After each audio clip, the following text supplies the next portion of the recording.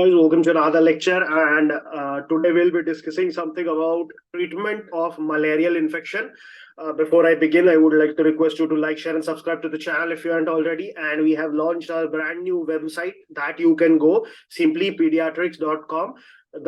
All the links to my app, to my website, to my social media, everything is available on the description box below. So please make sure you check it out. So, treatment of malaria. So, malaria is in pediatric population very common, and it is, as you know, due to the bite of any Anopheles mosquito. Okay. So, what treatment do you need to give? So, treatment in malaria depends upon the species of malaria and how do you treat. So, first you need to remember that all the anti-malaria drugs are classified into high efficacy drugs and low efficacy drugs. Okay, so what are high efficacy drugs? So they are the artemisinin, including artesunate, artemether, the arteether also. So all are artemisinin derivatives. Next is the chloroquine. Chloroquine is also a high efficiency drug. Then amodiaquine.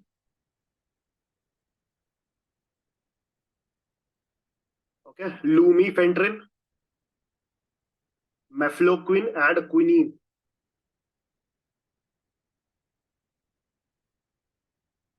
Okay, so these are the drugs that are high efficiency drugs or high efficacy drugs, and the low efficacy drugs includes drugs like doxycycline, clindamycin, okay, sulfonamides,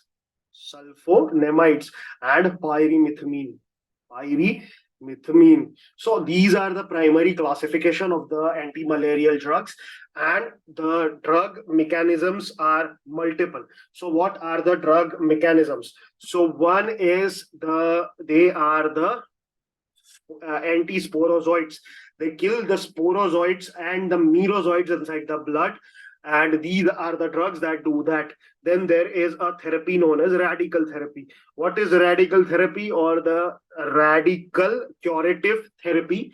That means that the hypnozoites that are formed in the liver, hypnozoites which cause a relapse in cases of vivax and ovale, these are killed by the hypnozoites are killed by the radical therapy or radical curative therapy. And obviously, as I told you, this radical curative therapy is not required for malaria, falciparum, and knowlesi. It is only required for vivax and ovale. And last one is gametocidal. The gametes are killed, and the gametocidal therapy, the drugs that are gametocidal are like something like primaquine and amodiaquins.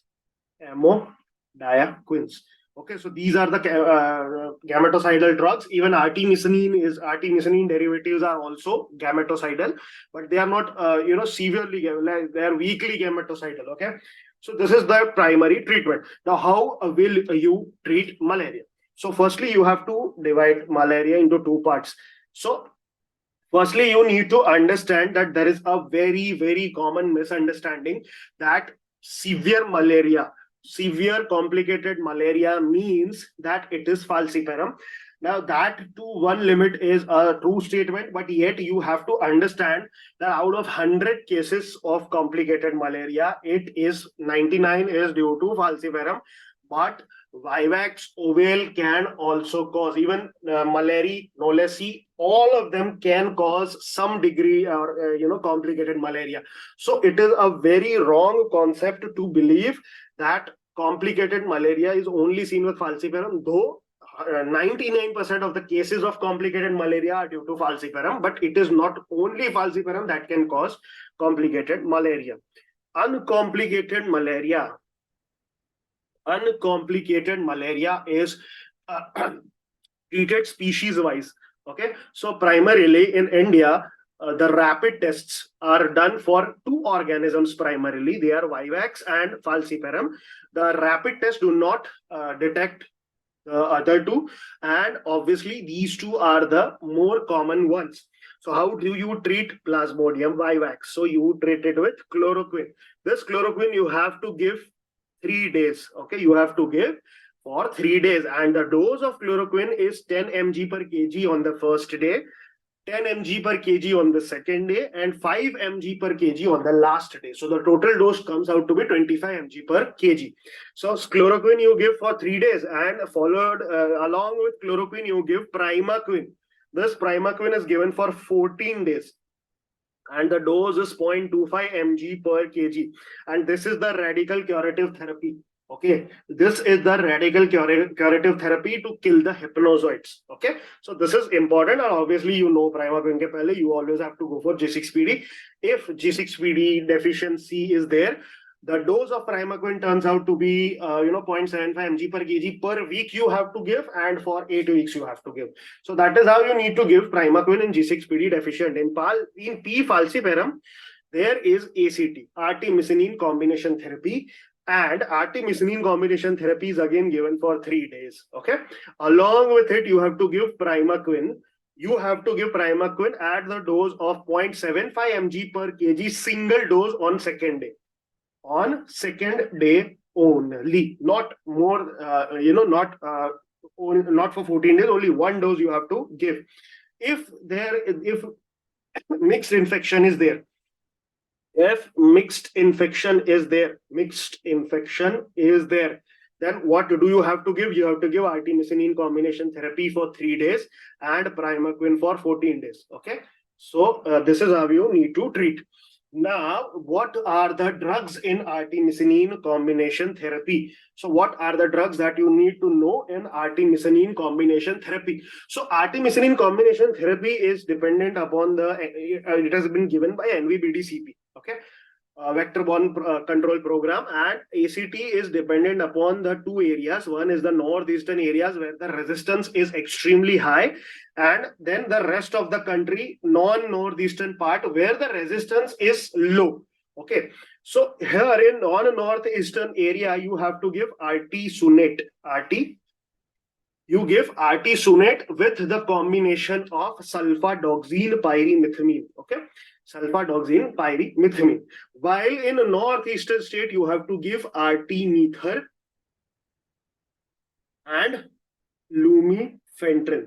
Okay, and it is given according to weight band based.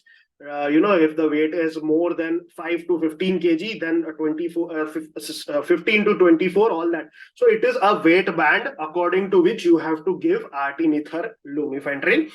While in non-northeastern state, you give artesunate, the dose is 4 mg per kg per day. Okay, that you have to give it for 3 days, followed by sulfadoxine pyrimethamine. The dose of sulfadoxine pyrimethamine, for sulfadoxine it is 25 mg per kg, and pyrimethamine is 1.25 mg per kg. You have to make sure you adjust the dose of pyrimethamine to reach the appropriate weight band. Along with this, obviously with artemisinin combination on the second day, do not forget to give primaquine to the patient after going for J6PD. Now, in complicated malaria, how will you treat the complicated malaria? So there are 3 therapies. One is artesunate based.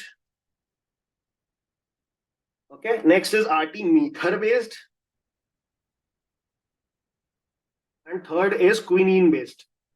Okay. Now, firstly, the artesunate base is you give artesunate in children less than 20 kg and more than 20 kg. So in less than 20 kg, you have to give 3 mg per kg per dose. Okay. And in more than 20 kg, you have to give 2.4 mg per kg. Actually, less than 20 kg is 3.2, but for the sake of convenience, we can take 3 mg per kg per day. And more than 20 kg weight, body weight is there, you have to give 2.4 mg per kg per day. You have to give this artesunate. This artesunate should be given at dosing the 0 hours when the patient comes to you, after 12 hours, after 24 hours, and then OD dose every day. Okay. So in first 24 hours, you will give the 3 doses, and then you will give single dose every day. So that is how you need to treat. Once the patient is awake and can take orally, you have to give 3 days artemisinin combination therapy. So even if you have given IV artesunate for 7 days and then the patient comes to consciousness, you have to give 3 days artemisinin oral therapy with sulfadoxine pyrimethamine or lumifentrin, depending upon the location of the patient. and along with that, that is how you need to treat the patient. If you are giving RT-mether can be given intramuscularly. It is IV or IM, both you can give. RT-mether you give IM because IV is very painful. It is the peanut oil containing IV is available. Okay, and RT-mether that we give it is the same dose to 3.2 mg per kg. IM you have to give loading dose on admission, and then followed by that 1.6 mg per kg OD you have to give to the patient. Okay, loading dose is 3.2, then you can give 1.6. Quinine is to be given. Quinine, the dose of quinine is 20 mg per kg.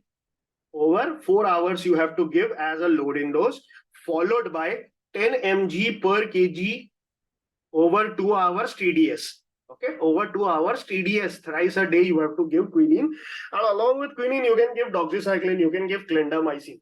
So that is how you treat the patient. If you are giving itosunate and quinine, make sure you dilute them in either 5D or DNS is also fine, but ideal preparation should be done with 5D. So that is how you need to treat the patient. That's all for today, guys. I hope you like the video, and if you like my effort, please make sure you like, share, and subscribe to the channel. And please watch. You can get all the resources in the description below. That's all for today, guys, and thank you so much.